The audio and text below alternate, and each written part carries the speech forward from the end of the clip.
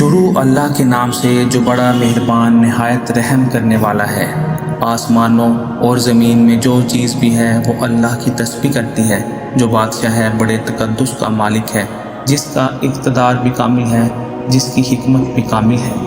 وہی ہے جس نے ان پڑھ لوگوں میں انہی میں سے ایک رسول کو بھیجا جو ان کے سامنے اس کی آیتوں کی تلاوت کرے اور ان کو پاکیزہ بنائے اور انہیں کتاب اور حکمت کی تعلیم دے، جبکہ وہ اس سے پہلے کھلی گمراہی میں پڑے ہوئے تھے۔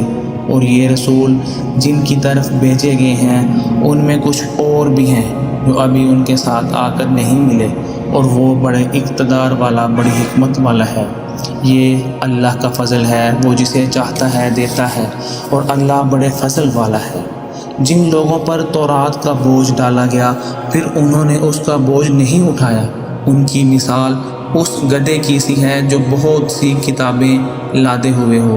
بہت بری مثال ہے ان لوگوں کی جنہوں نے اللہ کی آیتوں کو جھٹلایا، اور اللہ ایسے ظالم لوگوں کو ہدایت تک نہیں پہنچاتا۔ اے پیغمبر، ان سے کہو کہ اے لوگو جو یہودی بن گئے ہو، اگر تمہارا دعویٰ یہ ہے کہ سارے لوگوں کو چھوڑ کر تم ہی اللہ کے دوست ہو تو موت کی تمنا کرو اگر تم سچے ہو۔ اور انہوں نے اپنے ہاتھوں جو اعمال آگے بھیج رکھے ہیں ان کی وجہ سے یہ کبھی موت کی تمنا نہیں کریں گے، اور اللہ ان ظالموں کو خوب جانتا ہے۔ کہو کہ جس موت سے تم بھاگتے ہو وہ تم سے آ ملنے والی ہے، پھر تمہیں اس اللہ کی طرف لوٹایا جائے گا جسے تمام پوشیدہ اور کھلی ہوئی باتوں کا پورا علم ہے، پھر وہ تمہیں بتائے گا کہ تم کیا کچھ کیا کرتے تھے۔